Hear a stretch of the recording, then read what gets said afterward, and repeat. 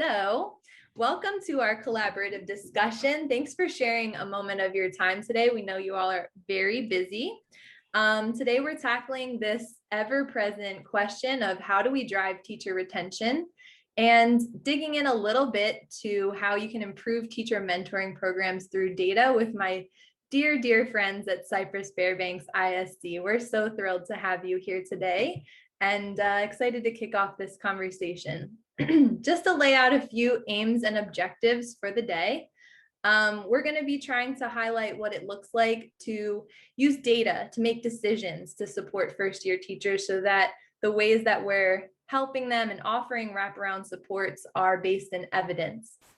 We're going to deep dive and unpeel the layers of Cypress-Fairbanks' approach to mentorship programming. I think you're going to learn a lot. Maybe you'll see some overlap. Maybe you'll learn some new things today. And I would say, above all else, we're really excited to start to build community among job-like peers. So that's why we're in the chat sharing who you are, where you're coming from. We want to learn from each other's experiences and think of today as kind of the start of a conversation, the opportunity to build a connection. We're going to promise that we're going to devote lots of time for you today to be in breakout rooms, chatting with one another, learning from one another, and want to give you the opportunity to basically establish a connection that you can take forward. And we'll give you a little bit of activity with some data to do that as well. So without further ado, I'd love to introduce you briefly to the folks who are joining us today on this call. So my lovely, wonderful co-hosts are Dr. Glenda Horner and Tanya Dixon, soon to be doctor. We've been commiserating about our doctoral experiences. I'm Dr. Lindsay Hefner here at KickUp, a client success team lead, but Tanya and Glenda are joining us from Cypress-Fairbanks ISD, with whom we've been partnering for several years. And we see this just truly as a partnership and relationship as we work to understand how to improve the impacts of new teacher supports at Cy-Fair. Oh, applying to EDD programs as we speak, Charles. Well, let me know if you have questions about that, because it was a journey. Tanya can attest to. So just quickly as snapshot, if you're not familiar, Cypress-Fairbanks Independent School District, or ISD, in Texas is among the top 25 largest school districts in the nation and the third largest in Texas.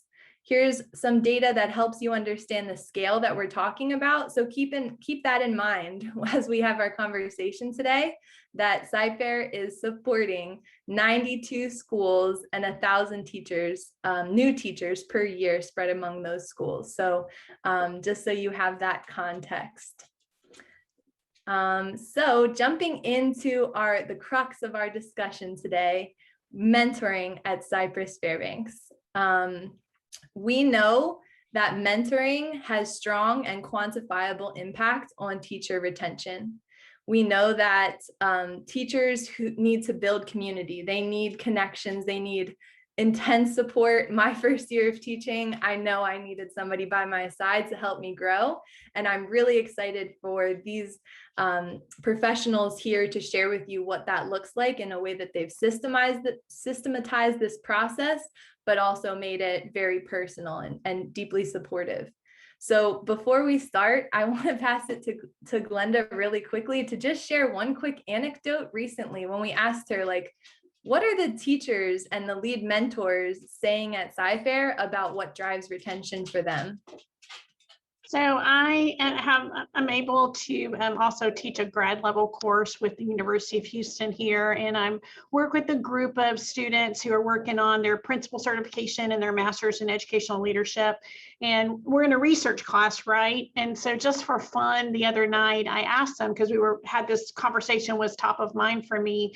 And so to close up our time together that evening, I said, hey, I'm collecting some data. I said some informal data. So I have a question for you. Talk to me a little bit about your first year and really that connection that you may have made with a mentor. I said, rewind your mind way back to the first year of teaching. And so unsolicited, they offered, there were too many hands that popped up that really wanted to offer for the good of the group, really kind of their experiences. And some of the highlights from what they shared with me were just so affirming. And one of the things that they shared with me is just the power of matchmaking, you know, being matched to just the right person. So some themes I heard from them was matched, you know, in a content area, kind of in a similar life circumstances. Like if I'm raising kids, my mentor is also raising kids, so that we have that connection. And they, you know, one shared with me that she came in even as an experienced teacher, just the power of being matched with someone and kind of learning our district way, if you will, because I know that you all probably have your own way. We call it the Cypher way, right? And so in their conversations, really, as I kind of thread all of them together, one of the things that really kind of bubbled to the surface for me was the relationships that still exist today. So it went that bond that they connected whenever it was a good connection, that bond that really just continues through today, where they're still, you know, transitioning really from that mentoring relationship more toward a friendship. But again, it was just really affirming to hear what they had to say about our program and the support that has really been a lifelong support for them. Thanks so much for sharing that story, Glenda. I love that. So we love to dig into the data. We're research-based, and you'll have access to all this research that you see on the screen here. But I think it's the stories like that that really bring it to life. So thank you for sharing that. So like anything else, you know, we want to understand sort of where Cypher has come from with this mentoring support. I think Glenda and Tanya will be the very first to tell you that it's a work in progress. They truly believe in continuous improvement, but to give you a sense of sort of where they've been and where they are now, and foreshadow a little bit of where they're going that we'll get into with the discussion later, I'm going to pass it off to you all to give this high level story. So thanks, Lindsay, for setting us up for success, and to our Kick Up partners. Really, there's kind of, Tanya and I started to kind of unpack and really kind of figure out how to share our story with others, we kind of broke it into three buckets, if you will. That first bucket there is really kind of where we began, and kind of unpacking our journey through the mentorship and induction program. We really started out to be hugely decentralized, in the sense that it really was up to the good grace of the campus leader, a principal, if you will. If you had an amazing principal, chances are you probably had an amazing new teacher induction program, or if you had a high needs campus that had a greater turnover of new teachers, perhaps it may have been a better program. But it was really those pockets of excellence, and really nothing structured when we first started. We had it, but it was decentralized, and there was a lack of structure. Where we are now versus where we want to go, because we are still growing and learning, we're centralized now. We definitely have a centralized mentoring and induction support, and that's really how Tanya comes into play in this process. We've added that role where she serves as our NTIP, new teacher induction program coordinator, because you have to have, in my view, I believe that you have to have someone who can champion for the work at the district level in order to keep it going. And really where we're headed is just being better stewards of that data, making certain that not only are we collecting it and loving on it, but that we are commiserating on it, but that we are actually using it and acting on it, and really letting go of the data. And that's been hard for us, and sharing with principals and lead mentors, because they are the ones, they're the feet in the field who can actually do something with that data. And really where we really want to go, where we think we're headed, is being able to offer support beyond that first year. So I'd love for you to hear for just a sec, hear from Tanya, who really can speak more boldly about the work that she is charged with. Hey, hello everyone. It's so great to see all of you. And just as Glenda mentioned before, as you can see, we're very passionate about it. But my connection to new teacher induction is both personal and lived. And so when I entered into the educational field, about 23 years ago, I started when I was 12. No, I'm just kidding. When I started way back when, I didn't really have an assigned mentor, quote unquote, so to speak, but although our induction program was established, but there was not really a framework in place. And so I had to rely just on my own merits. And thankfully, I had a great interdisciplinary team that I received the support and all the desires that I needed. And so over the next couple of years, that's when the new teacher induction program improved and provided more centralized supports, having that framework in place to provide supports to new teachers. And so it was through that experience as a mentor on my campus and a lead mentor where I discovered that this induction period for beginning teachers is lengthy, and the supports that are provided should be done over a period of time. So as Glenda mentioned before, our ultimate goal is to definitely be able to provide supports to our new teachers beyond that initial year. And so now Lindsay is going to take a few minutes just to guide you through a conversation about our 3 components in new teacher induction program. Yeah, thanks, Tanya. Thank you both for that introduction and telling your stories. I love hearing how personal it is to you, and I love how you're showing up for the young Tanyas of the world who are entering this profession. It's really inspiring. So to guide us through, I really think of this program as sort of like this wraparound support. You have supports along the way and strategic points at which you're collecting data, with ultimately that end goal of providing purposeful, not just willy-nilly supports that develop and ultimately retain all of the high quality teachers and set everybody up for success. So these are the 3 elements of the new teacher induction program, NTIP, at Cy-Fair. And Glenda, I'm just curious if you could walk us through, how do you see these pieces fitting together? Well, I think there are 3 incredibly important components because really mentoring is right. We know from best practice that mentoring is just a part of induction. So induction is kind of the umbrella, and mentoring is one of those pieces that fall underneath that umbrella. It's a part of that initial year or those initial years as teachers and folks are introduced to our district and really introduced to the profession. So it starts with the induction, kind of the onboarding. We start with the new staff orientation, if you will. That's another one of the components. And really just the power of that one-on-one mentoring that I was talking about a little bit ago with my grad students, being able to speak to that years down the road of the connection that they made to that individual and the impact that person continues to have on them. And then really the power is in the reflection piece. And that really is where I'll kick it back to Lindsay, because that's really where Kick Up comes back in again, because although we had surveyed, it was kind of, I loved Lindsay's word because it's really vulnerable. It was willy-nilly.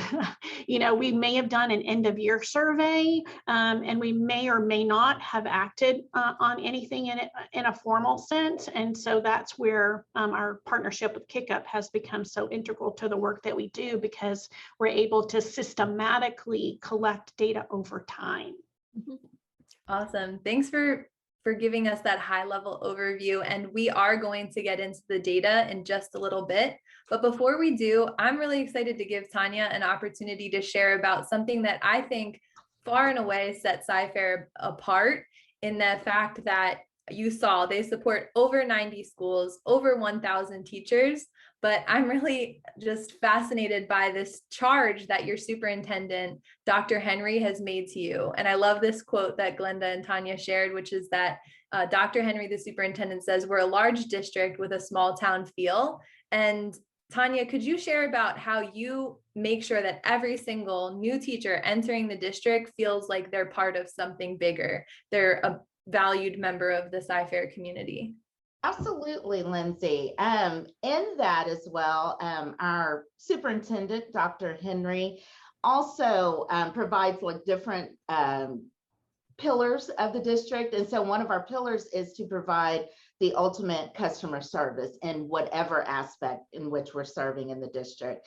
And through NTIP, we do that by serving our customers who are new teachers. And so within NTIP, we provide many supports, but the 3 supports that I want to talk to you about right now are just the one-to-one mentoring. And this is basically the level where we feed our new teachers, our mentees of the district. With that one-to-one mentoring, they're paired together with their mentor, and they have those opportunities to meet and spend time and to share and reflect during those times that they have their individual meets. And then next we share, we have campus shared sessions. We share during our campus shared sessions. And that's when we are feeding basically our mentors at the district, mentors and mentees too, at this point, just depending on the campus. We give them the autonomy to design how they want to host their campus shared sessions. But during this time is when our mentors get fed. And that's a time where we can share different structures and strategies in supporting their mentees. And then finally, we have our district share sessions in which I support our lead mentors within the district with meeting with them about 5 to 6 times per year. And this is a time where we share different structures and practices that they can bring back to their campuses. And we do this through the lens of Ellen Moirier's phases of first year teaching. And so we designed our share sessions to kind of network with one another and be able to share those experiences. And that way we are still building those connections across the entire district through our program. And so again, that is very important to our district. That too is also a pillar support. And so that's what we like to do, just all within the district on every level. Oh, that's awesome. I love that. Thank you so much for sharing that. I really like that you were using the word fed. It just makes me think of like nurturing and nourishment. Like you can't just let first year teachers out there to flounder. You need to invest in them. You need to kind of foster that strong sense of community. It can be really isolating. So that's really interesting to hear. So just zooming out a little bit, and this is a graphic that you're going to have in a resource that we'll share with you after today. But this is sort of the zoomed out 30,000 foot view of what an school year would look like for someone who's engaging in the new teacher induction program. So there's orientations followed by some strategic data collection about feedback, and that feedback is used then to kind of plan how that orientation can go. And then throughout the year, we have those one-to-one mentor activities that are tracked. And then at the midpoint of the year, we ask the new teachers, the mentees themselves, to kind of reflect and take a step back and say, how's this going for you? How effective are you finding this relationship? And we're going to actually dig into that data in just a little bit. But before we do, we're here to also build community amongst ourselves. So we're thrilled that you, again, took this time and want to give you a chance to get to know one another. We saw in the chat that you're from different places all across the country. You're in different places with your mentorship. So we're going to put you in some breakout rooms. And we just want to know, what does mentorship look like in your district? If it exists yet, if it doesn't exist, what could you see it looking like? And if you're, just founding your program or you're in it for 20 years, what problems of practice are you thinking about in the upcoming school year that might be different from past school years? And if you had access to some data, you could wave a magic wand and have the data you needed. What data would you want, and what decisions could you make from that data? So we're going to, in the chat, pop this notes document. You see that kickup.co/SciFair breakout. That's going to be in the chat for you. The questions are also there. The notes document has the questions and a place for you to make some notes, share some ideas that are coming up for you. So without further ado, we will see you all in some breakout rooms, and maybe give you about 8 to 10 minutes to get to know one another and start building those connections. Welcome back. Welcome back. Like she always does, Tanya has seemed to make some immediate best buds that I'm sure are like, hey, can we be back in the same room together? We have to continue this conversation. So thanks so much for showing that vulnerability and sharing where you are, where you hope to be. We know we're all a work in progress here, right? So just gonna continue this conversation here. So just a reminder, Come on, computer, you can do it. We told you what the core components are at Cypress-Fairbanks in terms of their supports. We looked at induction, which is that beginning of year time frame, and we're collecting feedback about how folks are receiving the trainings, the professional development at the beginning of the year. Ongoing mentorship supports, and then those new teacher reflections, which can help you kind of adjust course midway through the year. So without further ado, I'm really excited to show you what that data collection looks like, and you'll actually get a little bit of a glimpse into our system. And don't sweat if it feels like a lot, because in our second breakout room, you'll actually have access to this same data set, and you'll get a chance to dig around in it, make sense of it, ask questions of the data, and imagine how you would use data like this. So just quickly, I'm gonna give you a little bit of a tour around Cyfair's data that they were gracious enough to share. So this is an example of what a kickup report could look like.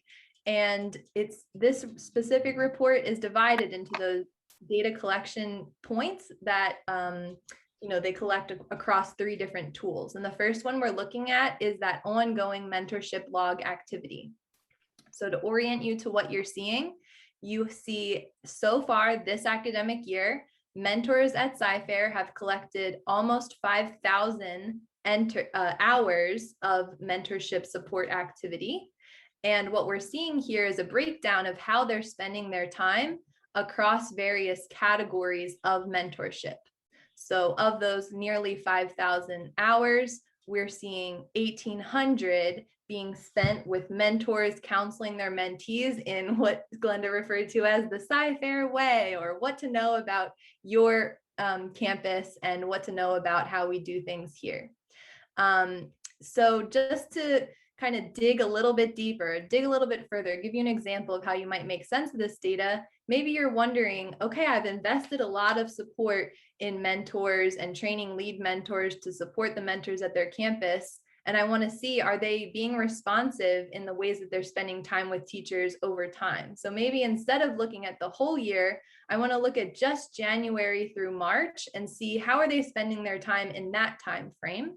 And now I see this chart change fairly significantly, where the bulk of time is now we've got the procedures, we've got the practices down, and now we see mentors are really investing in supporting that lesson planning with the teachers that they work with.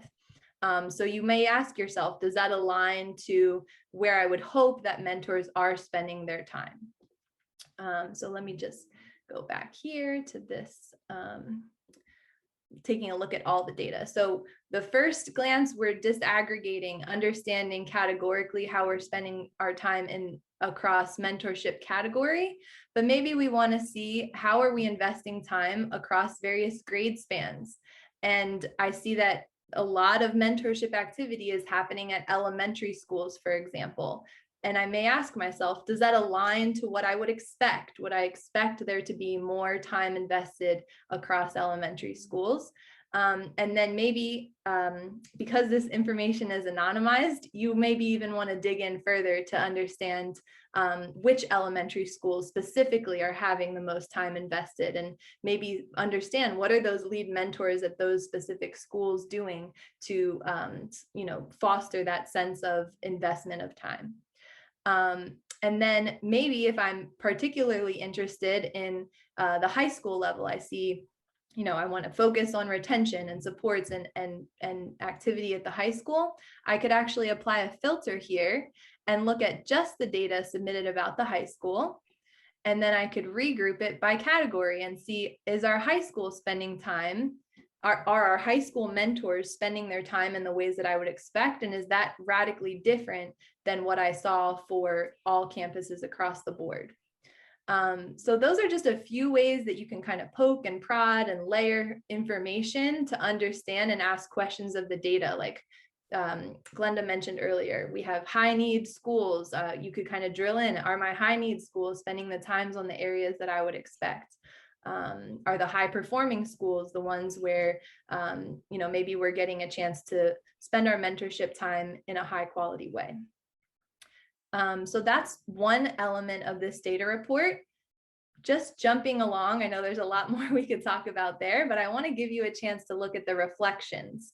So this again is a survey that goes out at one point during the school year. At this year, we did it around January or February and gave the new teachers a chance to answer some questions about the effectiveness of their relationship.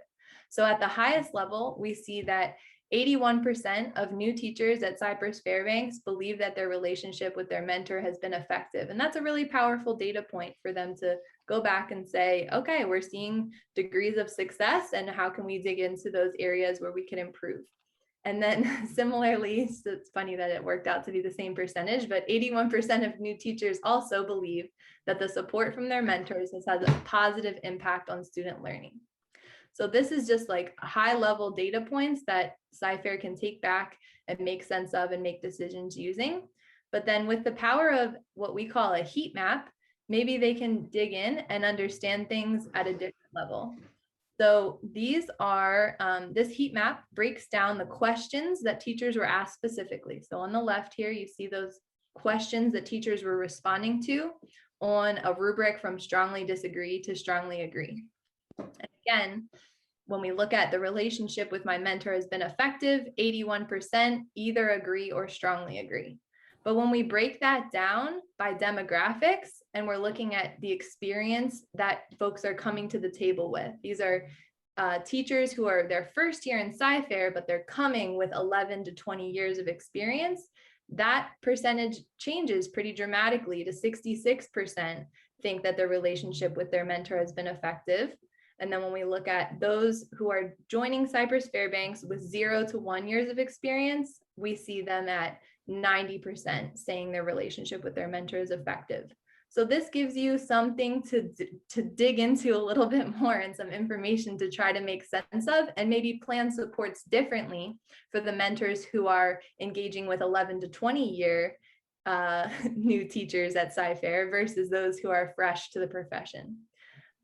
So that's just one example of one of the many ways you can kind of dig in and make sense of data. One other piece I want to highlight before I give you an at-bat with this data report is that Cypress-Fairbanks also asked in this reflection, what do you want next? Like, just get really direct with them and really blunt. What can we do to help you? And, you know, the same reason we're here today, most of them are articulating that they want to collaborate with peers. So when we have our campus share sessions, how can we make sure that they have more opportunities to collaborate, observe each other, things like that. So just want to mention that I know I've covered quite a bit here. If any questions are emerging for you, please pop them in the chat or make sure you jot them down for when you're in your breakout room. And one other piece that I'll highlight for your own exploration time is that this induction reflections section is where they collect feedback about the quality of the professional development they get in that induction. So I'm not going to go through that too much, but just want to let you know that that's there and available for you to explore in our exploration time. Awesome. So moving right along here, we have another brief activity for you to get a chance to get back together with those groups. Oh, sorry, I see some questions coming through. Let me make sure I'm addressing. James asked, I'm assuming this is not anonymous. So great question. What you're going to look at is anonymous because we are not going to be sharing their personal information and names and data, but Cypress-Fairbanks does not collect the data anonymously, so they can follow up with people. But there's also ways you can be really strategic about who gets information shared with them and what is shared. We know that sometimes that mentor-mentee relationship is very sacred. So there are notes that the mentors collect and they stay between them. But maybe conversely, you know, there's going to be the aggregations of data shared with principals, shared with lead mentors, but some of those pieces need to stay private to maintain that trust. Awesome. Let me continue and I'll make sure that I get to other questions that are coming through before we wrap up. Oops, went too fast. So the goal of our next time together is going to be to practice what it would look like to make some recommendations based on this real data set. And Julia, my wonderful co-host here at KickUp, just put in the chat this link, kickup.co/dataset. And that's where you will be able to access that very report that I was just showing you. One caveat, if you are a KickUp client, you will need to log out of KickUp and click on the link. Otherwise, you'll get a little error message. Let us know if you need help with that. So step one, you're going to access this data set. Step two, in our activity notes, you are going to just write down things that you notice or you wonder, debrief as a group, and maybe think about what recommendations or decisions you would make if you had access to data like this. So we are going to get back into our original groups, and we'll be there for about 10 or so minutes to give you time to really dig in here. Pop questions in the chat. Let us know in the chat what's coming up for you. Never enough time, never enough. Sorry for conversations there. Our group was really getting into it, asking great questions. I really appreciate the engagement, and hopefully this continues to foster those relationships. So just want to keep us moving along. Unfortunately, I don't love to rush, but if we had all day together, that would be nice. So I would love to hear from you all. I know you got a chance to share in small groups, but if you're feeling brave, you want to unmute and say any noticings or questions, or respond to one of these prompts. If you were in charge of the program, would you be able to make decisions using this data?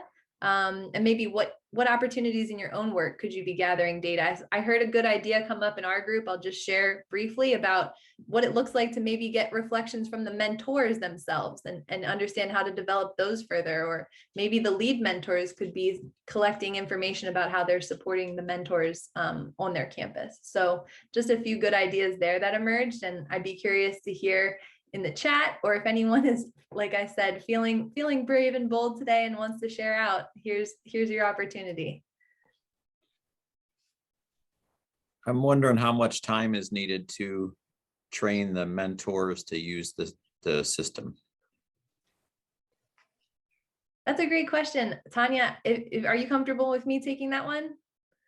And you can chime in and let me know what it would look like on your end. But basically, I never met with the mentors themselves and did any sort of formal training, but rather recorded about a 10-minute video that they watched. And that was pretty much enough for them to understand how to get into the KickUp system and log their activity. And like we said in our breakout room, that it was, really valuable for them to keep the log itself lightweight. It's not a lengthy log that they're capturing. It takes them, I think we intended it to be less than 3 minutes for them to fill out, and they can also access it on any mobile device and sort of fill it out in the moment on a phone, on a tablet, anything like that. I'm curious, Tanya, if you would add anything about what it looked like to get them acclimated to the system. I think you hit the nail on its head. Just as videos really help, and we store all of our resources in Schoology in our platform, and so they're able to access them anytime needed. And so it's worked wonders. Yeah, great question. And then we had another question about just how does it take time to collect that data?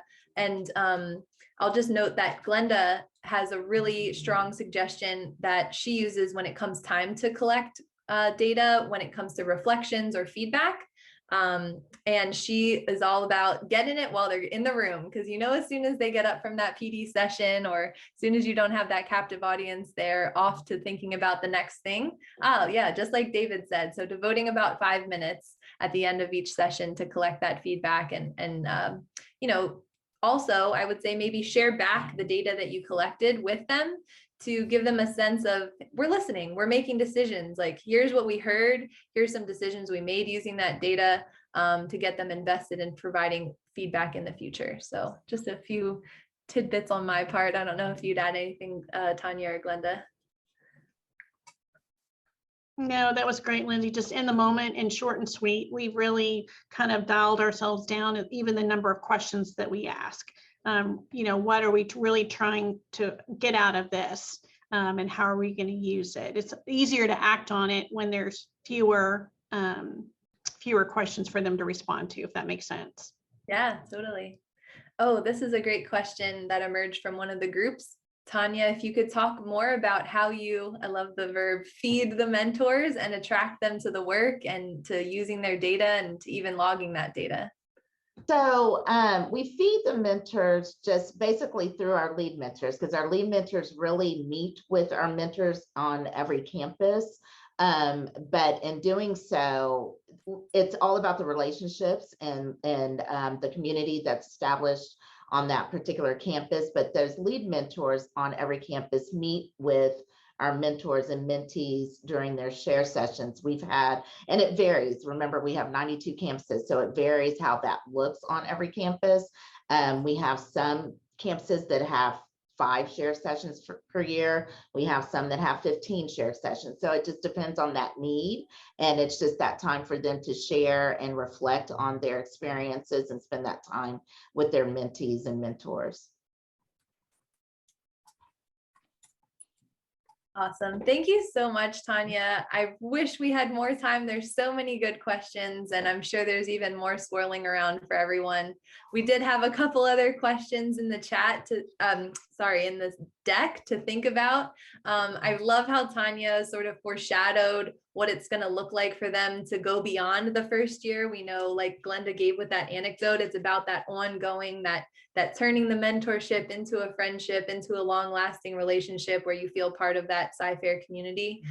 So we'd love to get our gears turning, and we'll have to save it for maybe a part 2 or something about how you create those robust supports and follow through beyond the first year. So I will just wrap us up by saying there's 2 quick opportunities we'd love to offer everyone here. One is the chance to take a tour around our system.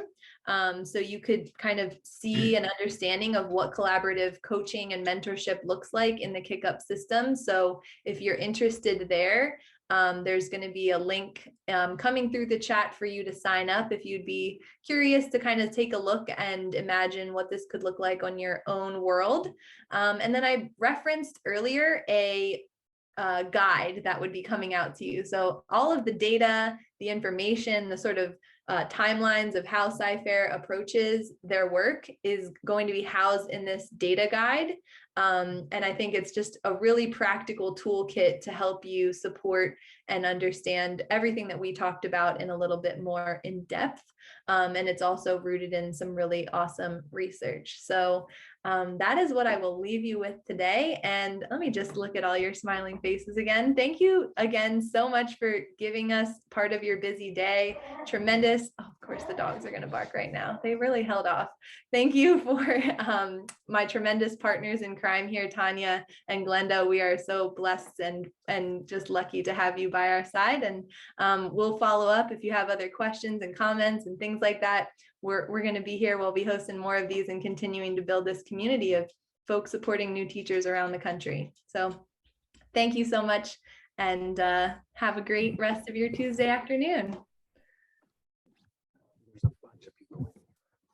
Thank you. Thank you.